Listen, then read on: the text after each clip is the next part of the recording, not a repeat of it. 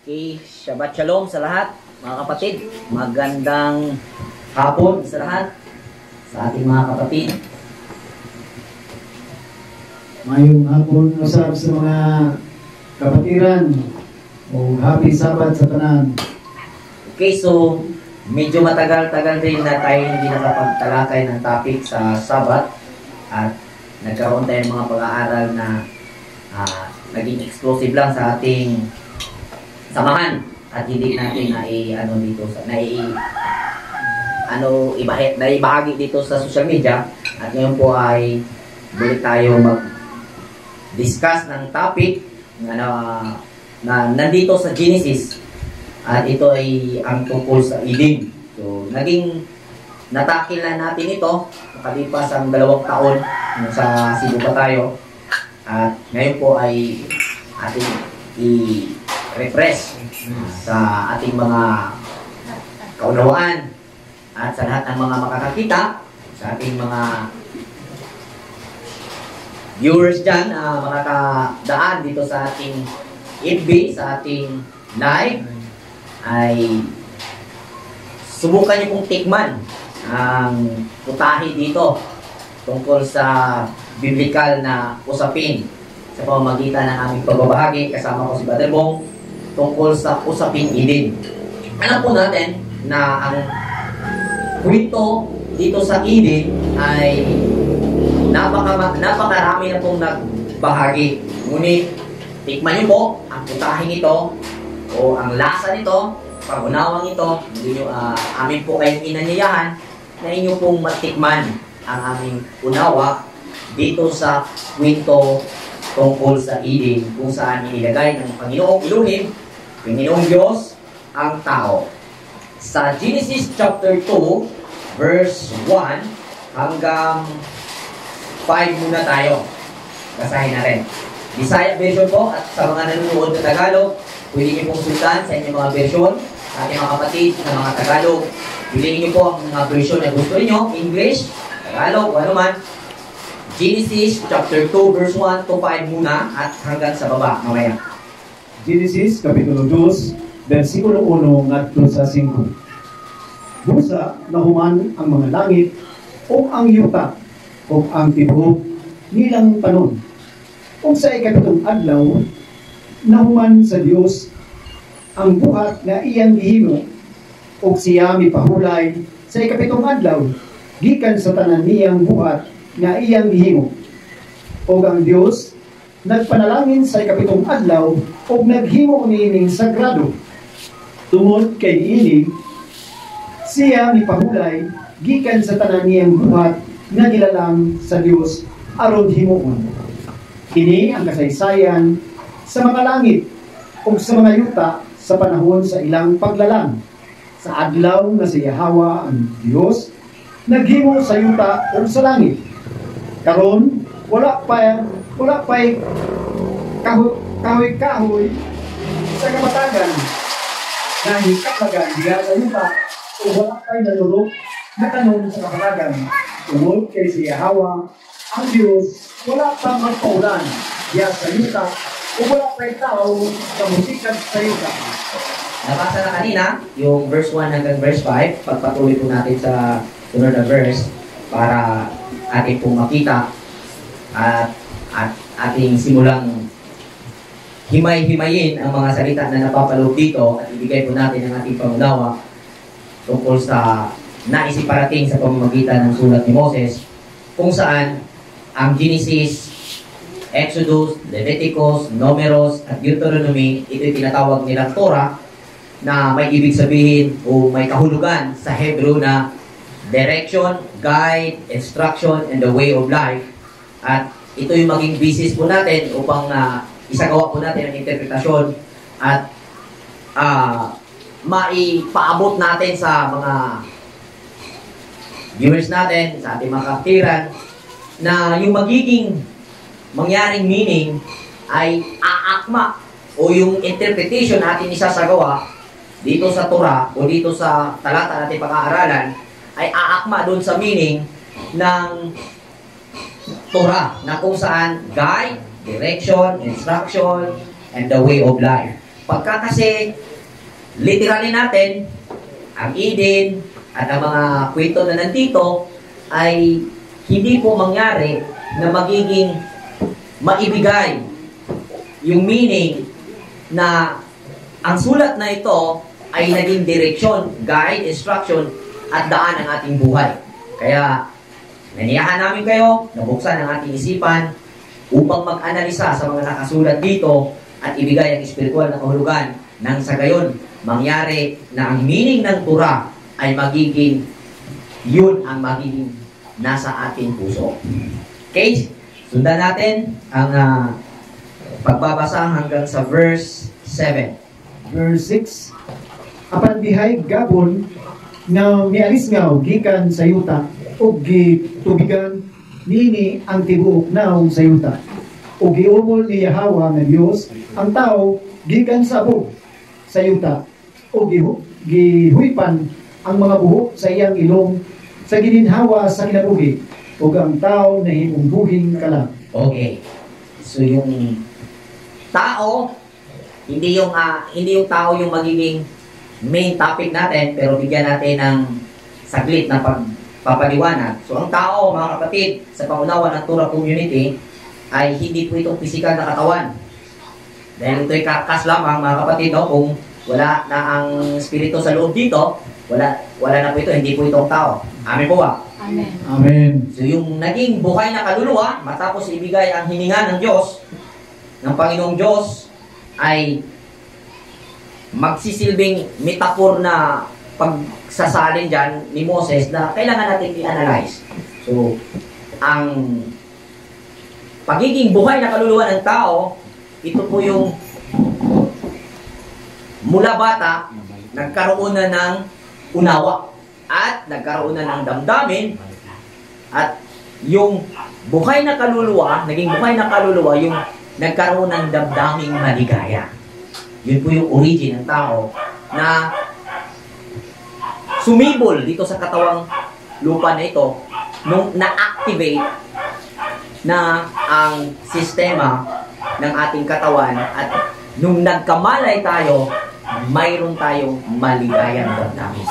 Yan po ang buhay na kaluluwa na inutukoy sa verse mismo na ating binasa.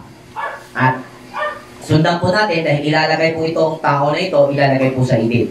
Basahin po natin hanggang sa verse 10. Versikulo 8 hangtod sa 10. Dugang pa si Yahweh ang Dios nagtanong og usa ka tanaman sa Eden sa dapit sa sidlakan ug dito iyang gibutang ang tao nga iyang giumol.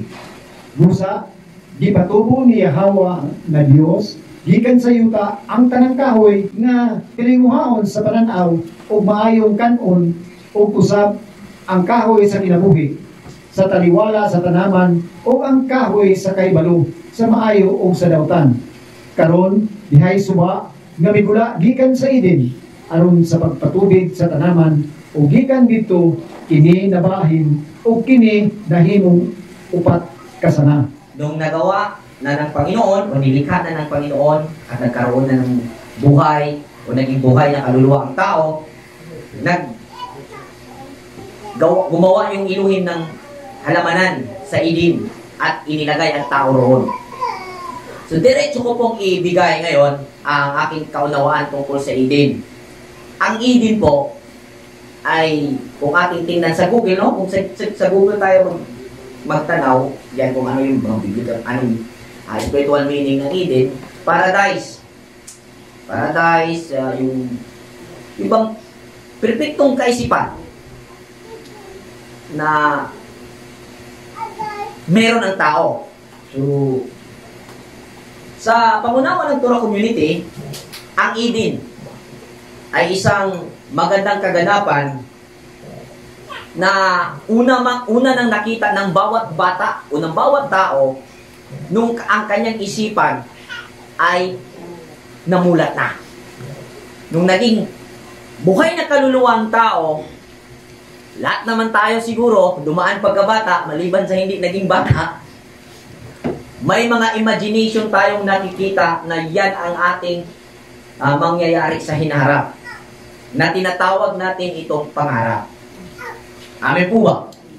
Amen. So, ang Eden ay hindi lugar na katulad ng ipinaintindi sa atin ng ating pinanggalingang mga reliyon, Kuya Bong, na ito daw ay banal na lugar, paraiso na lugar, kung saan yung unang lalaki at babae ay inilagay ng Diyos roon. Pilipinas po naman. At iba pa, may nagsabi na ang Eden daw ay nasa Pilipinas at ito raw ay nasa Palawan. So, napaka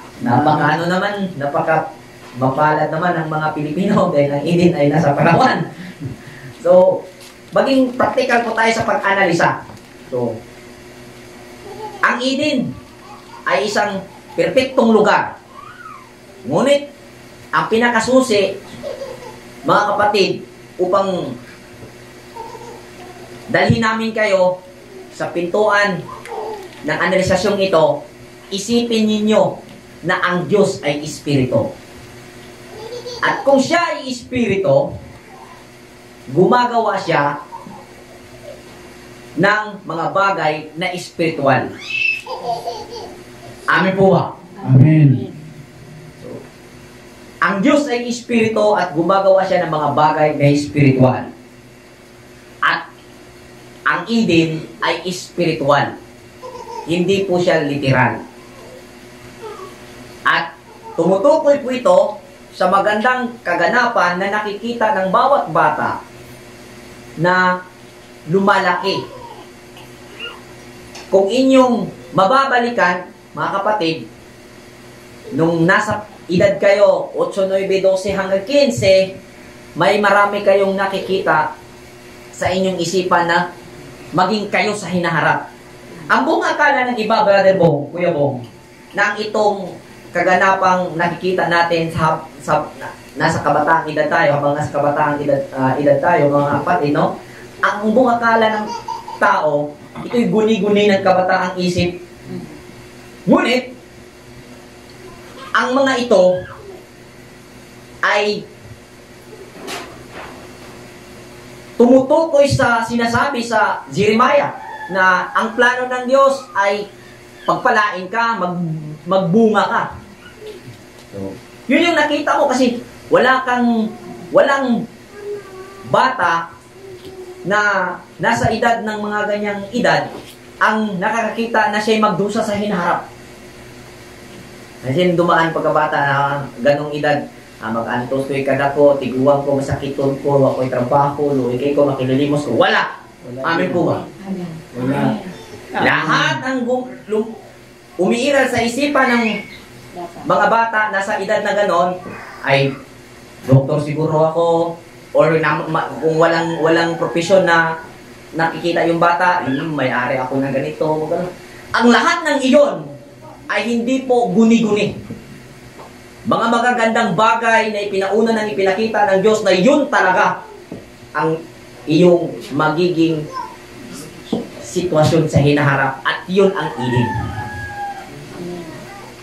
Kung ating titingnan, inilagay ang tao sa Eden upang maging tagapangalaga. Amen po ba? Amen. Amen. Tagapangalaga ng Eden ang tao. At mayroong dalawang kahoy na naroon. At ang akala ng iba, ito daw ay lansunis, apple. At siguro, maraming spekulasyon na ang prutas na iyon ay mabibigyang literal na existing ba? Ngunit, sa panahon ng Misaya, sa panahon ni Jesus Christ, mga kapatid, sinabi ba Bong itinuro ni Jesus Christ, itinuro ni Yeshua HaMashiach ang scripture. Pag sinabing scripture sa panahon nila, lalong-lalo na sa Jewish na kultura, mga kapatid, priority sa kanilang pagtitipon, ang pag-aralan ay ang 5 books, itong tinatawag na Torah. Tinatawag sa Christian o sa Greek na Pentateuch, which is nandito ang Genesis, Exodus, Leviticus, Numeros, and Deuteronomy. At ito ang ipinangangaral ng mga Hudyo. At ito ang sinabi sa Matthew chapter 5 na sinabi ng Messiah sa verse 17, huwag kayong mag-isip na ako'y pumarito upang ipawalang bisa mga batas ng mga propeta. Siya'y pumarito upang bigyan ng tamang kahulugan. Yan po yung sumatotal na interpretasyon sa kanyang sinabi. So, ibig sabihin, upang ating maunawaan, Brother Bong, itong Genesis, no? Lalo na sa usaping Eden, ang ating kukuning mga view sa pagtuturo, walang iba, kay Jesus Christ. Kasi itinuro daw niya kasulatan eh. So siya ang nakapagbigay meaning. Ngayon, buksan natin ang kanyang sulat dito sa Matthew. Kasi may kahoy na pinag-usapan dito sa Genesis, no? Na nagbibigay karunungan sa mabuti at masama.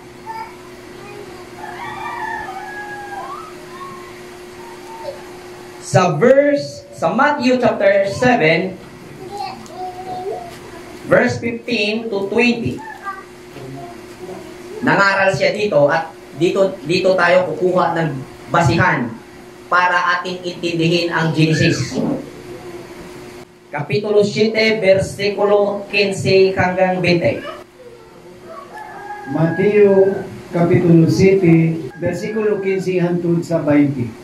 Pagbantay sa mini nga mga manalagna nga manganha kaninyo nagsapot sa pagkakarniro apan sa sulod sila maoy mga dubo na manunukod. Pinaagi sa ilang mga bunga kamo makaila kanila.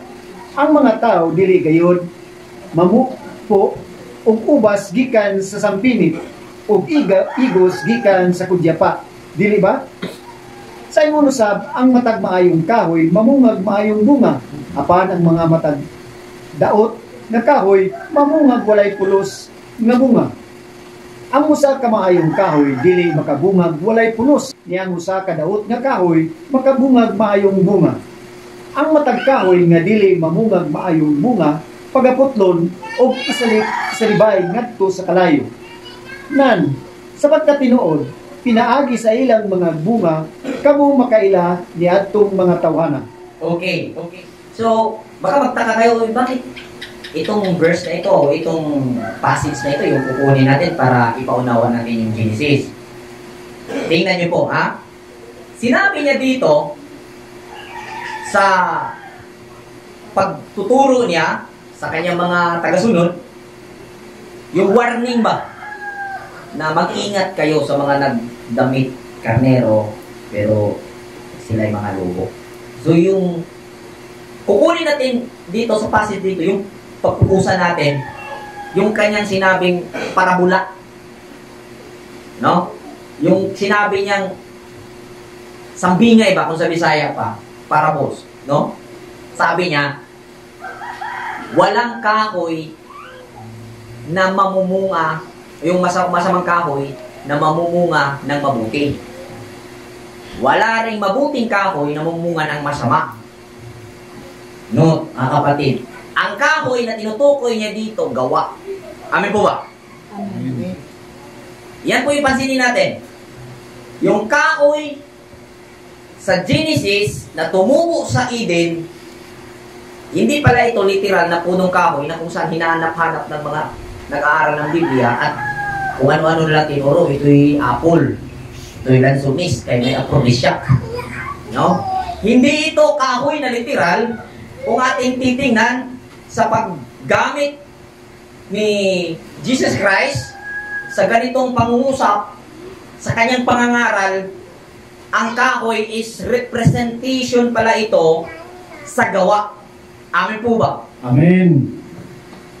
So, nung ibinigay niya ang tamang kahulugan, ipinaunawa niya ang Torah, ipinangaral pala ng Misaya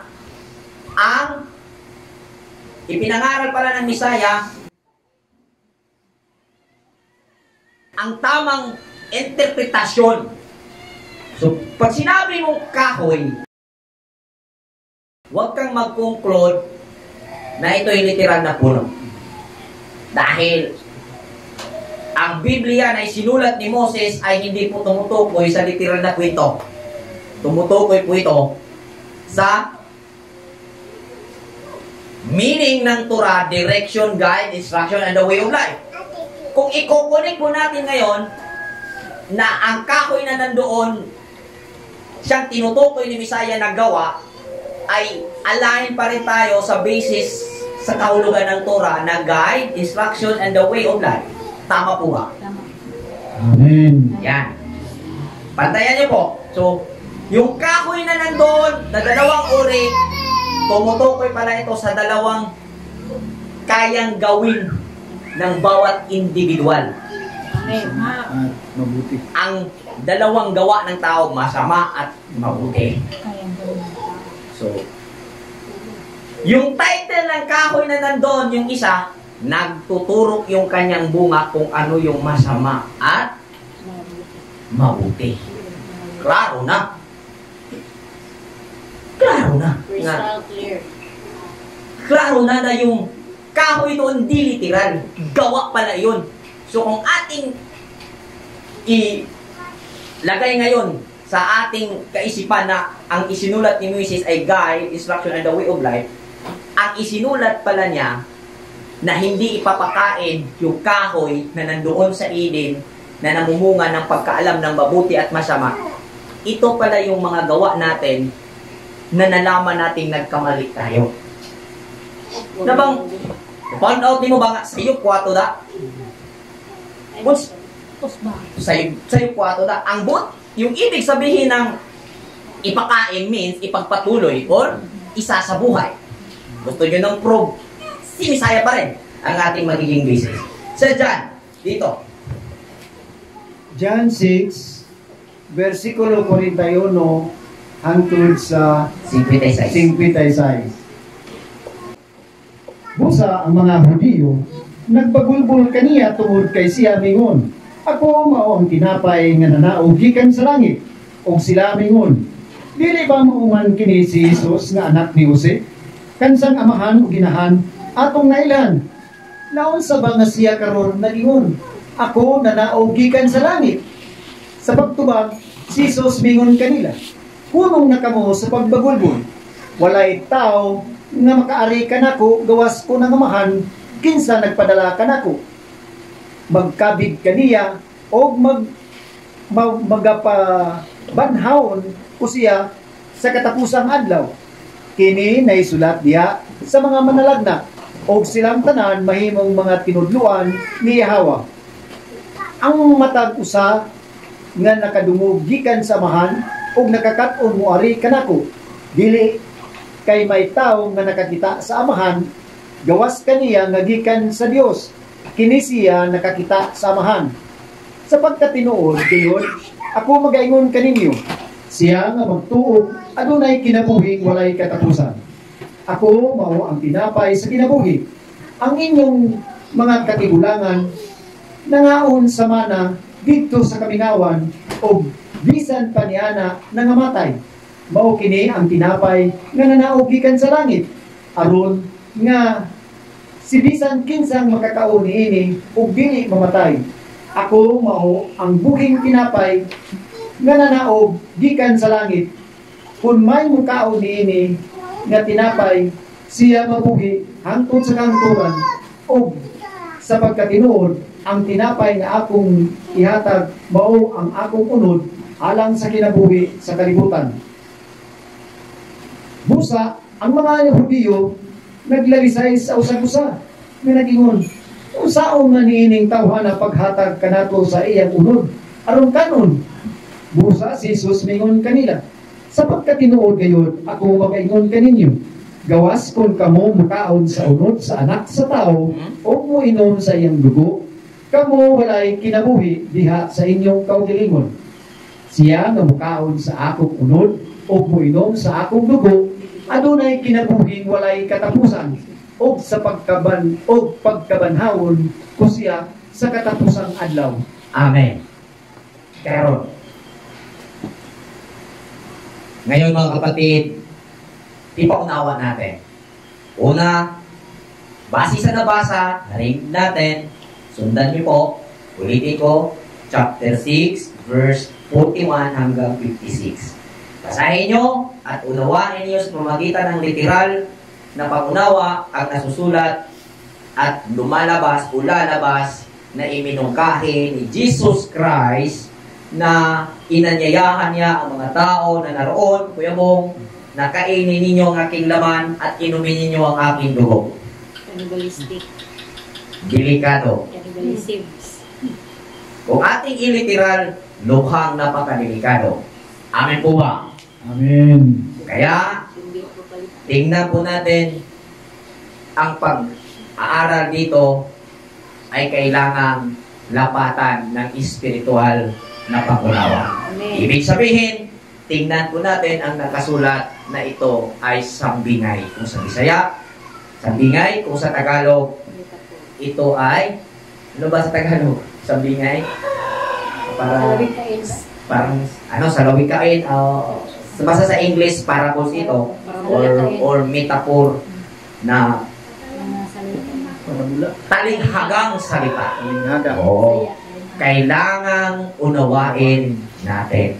Kasi, kung followers ka ni Kristo, kung followers ka ng Messiah during the time, at talagang susunod ka sa salita niya, ay una siguro kang lalapit para sa kaligtasan at magkaroon ka ng buhay na walang hanggang sa maran hindi mo dayon siya aron mo agas ang dugo ug imong bidayon.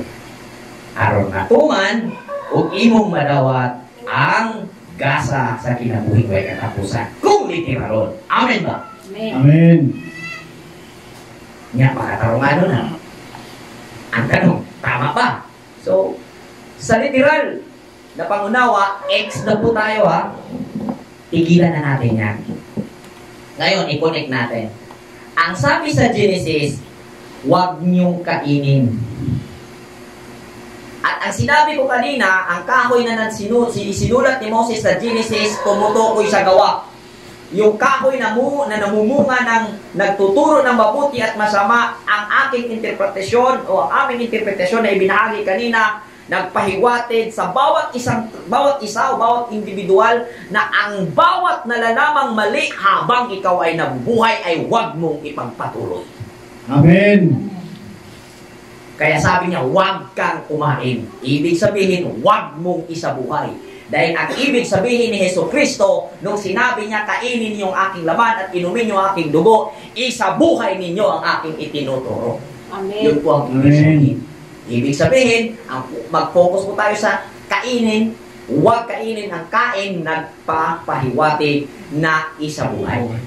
Ibig sabihin, sa Genesis, na huwag kainin yung bunga ng kahoy na nagbibigay buhay nagbibigay kalaman sa mabuti at masama, huwag mong ipatuloy.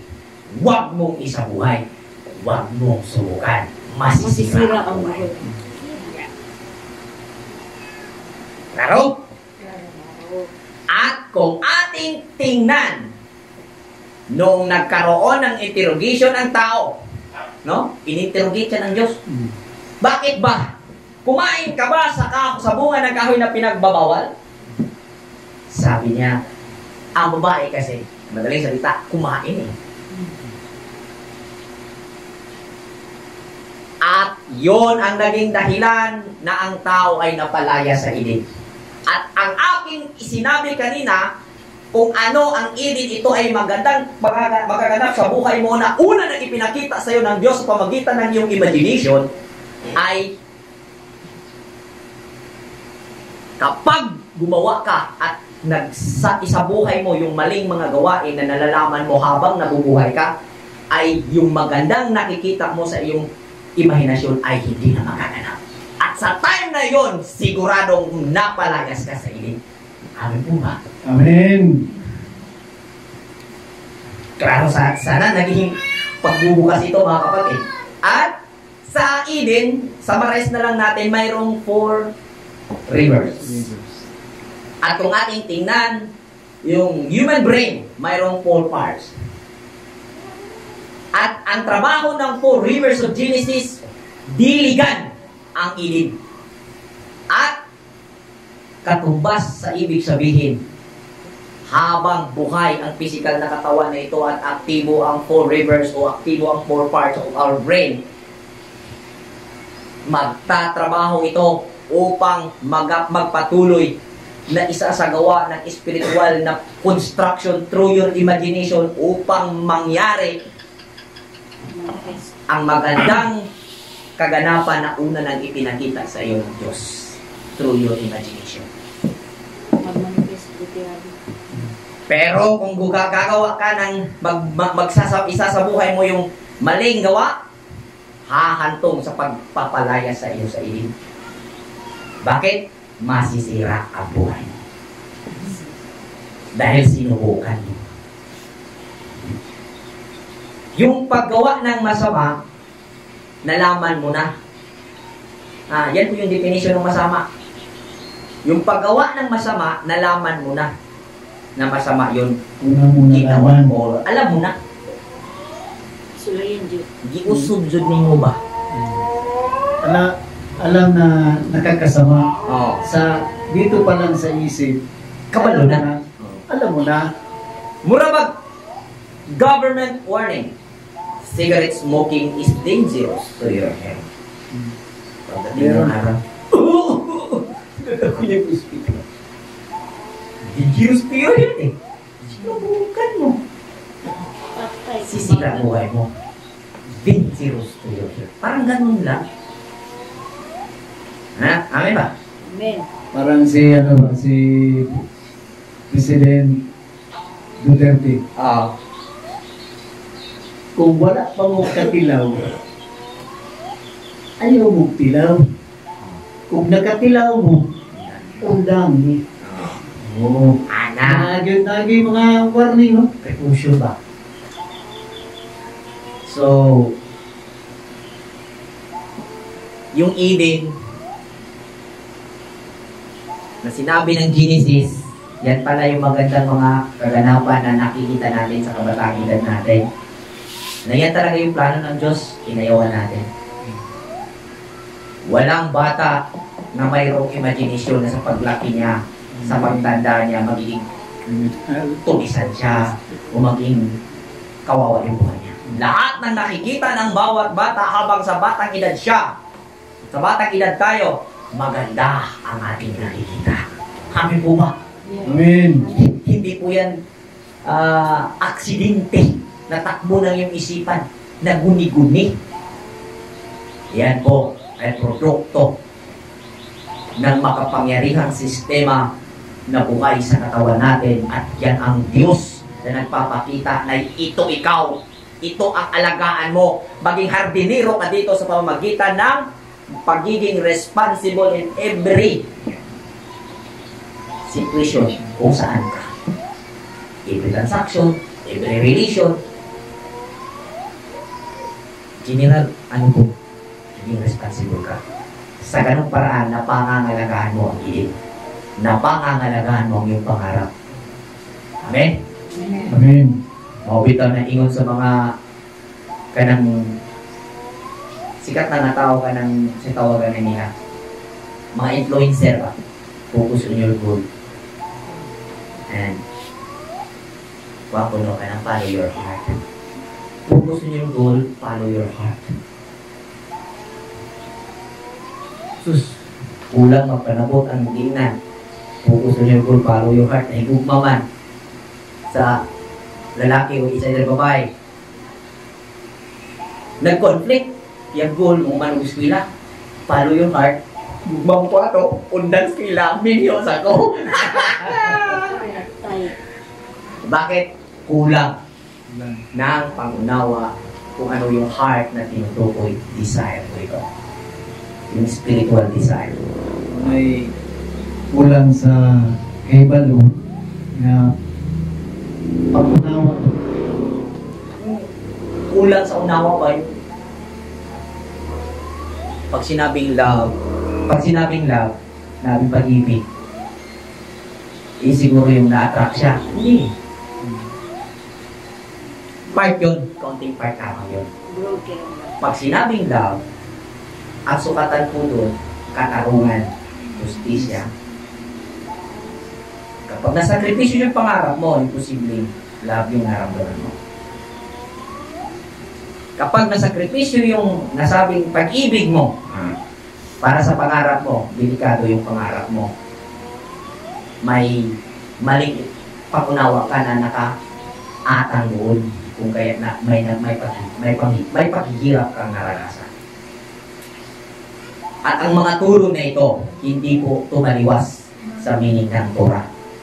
Kapag ganito po, ang interpretasyon nating iladapat during sa pag-aaral ng Torah, andun palagi yung purpose ng Biblia. Direction, guide, instruction, and way to deny. Andun palagi. Pero kung ipipilit mo talaga, yan yung nabasa, bakit mo babaguhin? Sige, susundan ako sa iyo. Nabasa man ito. Kakain ka ba at iinom sa dugo ni Kristo? Literally, kung nandun ka. Ha? Siguro, pag sabi ni... Kasi may ilang beses yung sinabi dyan eh. Na ang kakain sa aking laman at iinom sa aking dugo, siyang magkakaroon ng buhay ng walang hanggan. Kayong mga literal na may literal na pangunawa na ikinabit habang nag-aaral ng Biblia. Kung kayo siguro nandun, una-una siguro tumapo, baretong. Painay tao kung simong dugo, Ginoo. Pagkanain tao, kung pakusi ako gamay, pakumisa ako gamay. Kay ang mukhaon og mino, makabaton, o kinabuhi mo katapos. Tiaw mo na. Grabe. Ilabihan na po ang reward. Amen ba? Amen. Hingig kayo. Kaya, sa literal na pangunawa sa pag-aaral ng Biblia, tigil na po tayo. Tigilan nyo na po yan.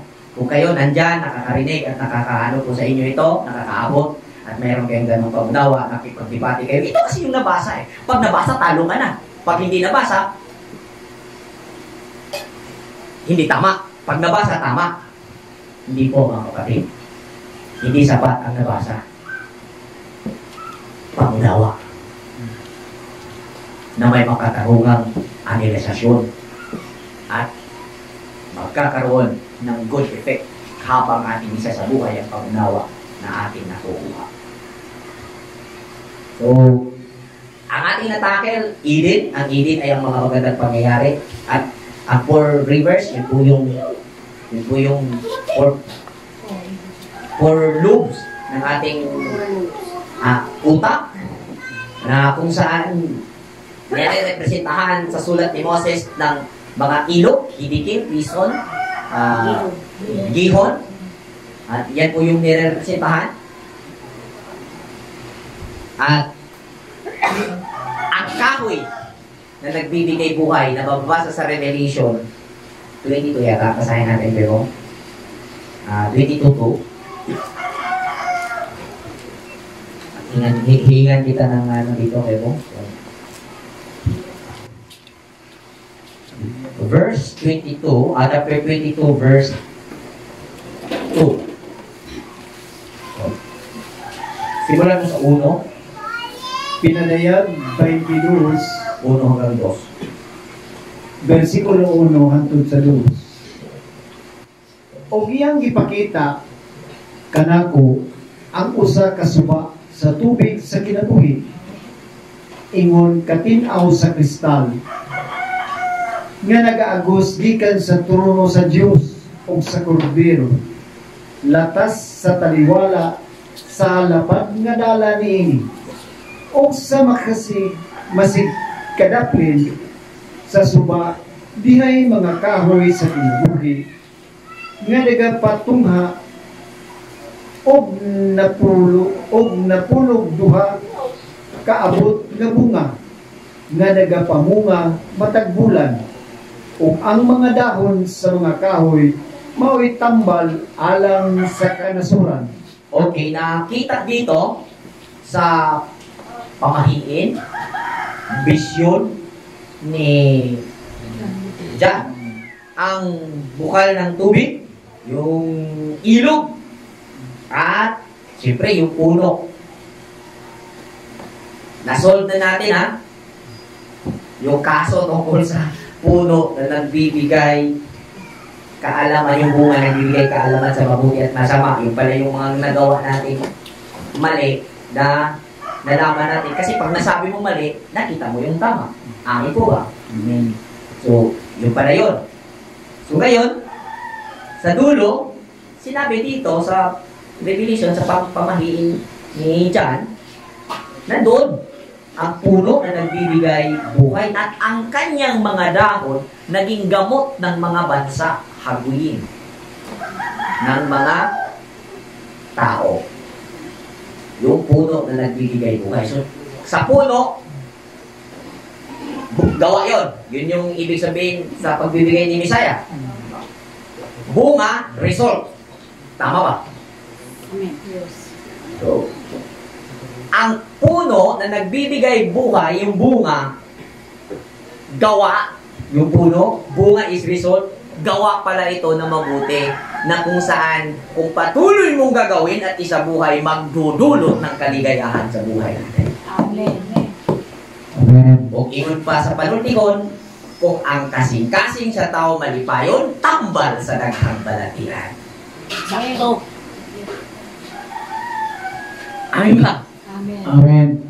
So, ang makapalipay kayo sa tao, yung makapagpapaligaya pala sa tao, yung Good deeds. yung gawang mabuti, yung pagtangkilik sa mabuting gawa, yun yung kanyang magiging medicine. Kaya, ayon sa mga pag-aaral, ang katawan ng tao ay may kapangyarihang magpagaling. Ang tanong, ang tawag self-healing. Ang tanong, paano mo i-activate yung self-healing sa iyong sarili? Tips sa Biblia natin kinuha, patuloy kang gumawa ng mabuti. Amin po ba? Amen. Happiness is the best medicine. Kung sa'yo may imong ikasulti, ani kuya mo, ma-audio ang kahoy sa kinabuhi. Kung sa'yo may imong ikadungag, ani na kining buhat na matarong, ma-audio ba ang kahoy sa kinabuhi? Kung sa'yo may imong ikadungag, ani, huwipag yun, sa imong pangitaron karon nga kining giingon sa Genesis, itong sinabi sa Genesis na puno na nagbibigay buhay sa iyong naratnang edad ngayon ay may pangunawa tayo na ito pala ay mabuting gawa. Ano ang iyong masasabi ko dito? Para na ako, no? Kaya nakaabot na pagkunining Panginoon ug daghan po yung mga kasinatian sa kinabuhi nga maayo ug dili. Kunya niabot ko karon sa pag-unawa na mas maayo na unta dili unta dahil magsugod sa ato ang katibang nakaanggo ba ka o dili ta sa nakaanggo ka dili dahil kadabang mura ka nabian pero wala po'y ingon nga ako na ko'y mga regrets, no? Tungod kay wala man yun ta kahibalo kung makasinat ka na bang tino bang imog yung agtuan. Wala man yun makasulti niya na. Pero sa mga kalipay nga imo dahil doon na kay mga tinguhang magmalipayon, niyara dahil nasa imo sunod sa imong kagalingon. Kanang mga kagulanan na harapon na nimo diri sa imong kaugalingon. Unya ini dunay mga gipang mga symbolic man nga mga kuandiri, mga pulong nga gi-kuandiri kay balo man ta sa kahoy nga mo kini ang ato mga binuhatan. O dunay figure nga gi-kuandiri nga dusi. Para nako sa akong kaugalingon kini dili ni siya ingon nga numero nga kanabang mag-count ng tao 1, 2, 3 ngadto sa 12 kung dili ako sa ako karon kini mo ang mga pangahulugan sa tibuok tuig di mo bang ginahimo ba kining kay diri man gud sa atong kaugalingon kining tinuig kini ay mga tinuig. Unya, doon na rabatay mga kapistahan nga atong ginasunod sa ato ang kini karon ba nga doon natay kanang repentance nga atong himuon kanang ganing Day of Atonement nato. Mo na sa usang murag mo ni ang atong sumbanan ba na kita makasunod niini o diri sa ato ang kaugalingon nga naagid kanunay ang mga kagulanan, pero luyo niya na kung ikaw di ba na kung dunang gid kay labi na para na ko no nga kining Biblia na ako dili magikuingon na masabi ko Biblia karon naman ko nga mga kuana kanang iyot nga late na pero ningon na diha sa kuan nga bisan ulahi Naguna. o kay naay mga naguna na ulahi tungod kay bisan sa ilang kadugay na dili lang ako ipakunsano naman di mga kuan na gyud bang Anak. Papa, kung bata jud. nung nagbata gyud pero doon na day mga butang imo nang nakita kanang nakita na nimo ba pero wala pa din nimo maobi Amen.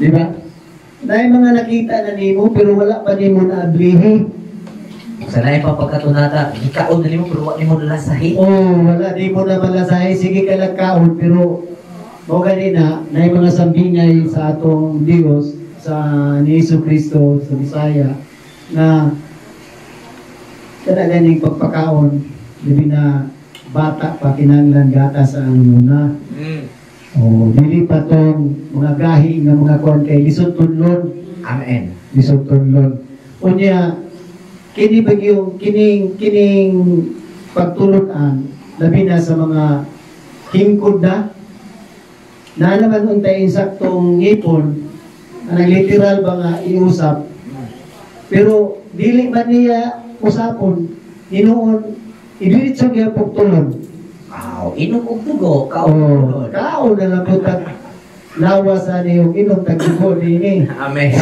Lisod. lisod yun lisod siya kung maunay ato ang kanibang atong naa sa atong kagalingon ang kining paghuna-huna nga unsa man gyud ay ang pag sinati nining Biblia na bisan sa ulahing panahon ningon man diya nga naay mga ulahing panahon pero wala man din nagpasabot nga kanang ulahing panahon diha na mahitabo sa imong kamatayon kung saan pa man imo pag ibalo Sinati sa ulahito. ulahin Patay ko ka patay naman ka di ba wala na kay masinati unya ulaton pa ba nimo nga banhawon ka nga kining ato ang lawas kay mao man ay mga nasinati sa uban sa ilang mga pagtuon nga banhawon ng physical pero naa sa mga kasulatan na nagingon ang atong Dios ang atong Bisaya nga ayaw mo kabalaka ako kauban pa ko ninyo karon pero ang akong amahan magpadala di ba unsa man yang gingon magpadala siya o lain dili nagpasabot nga ipadala niya ang iyang anak nga maura gihapon kundi lain kay ngano ang espiritu naman to di ba ang espiritu ang musunod Sabtan ra gyud ta. masabtan naman yun na pero ngano man yun na dili man yun sabton unay usab nga sa ato ang pagtuon lisod siya tunlon labi na karon nga ang uban nga naniguwang na gyud dili lang nato ipagkuano nga sige na gyud dibati dito dibati diri Kami hantod na lang mo santo sa kanabang Dili mayo. dili maayo Dili mayo maganda. Mabungkag sa relasyon. mubungkag na sa mga Dili maayo, relasyon na dili tinagdanan. maayo. O diha no sa akong kasinatian dili pa day ulahi ang tanan. Muni itanong sa inyong alimpatakan o hinaot ko nga sa mga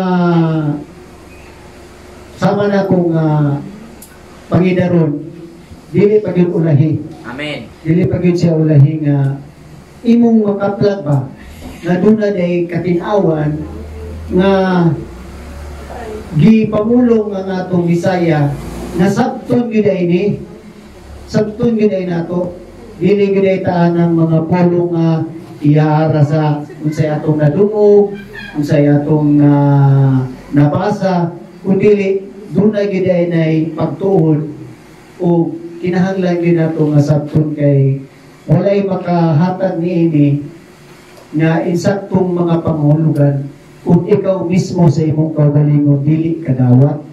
Amen. O dili kadawat.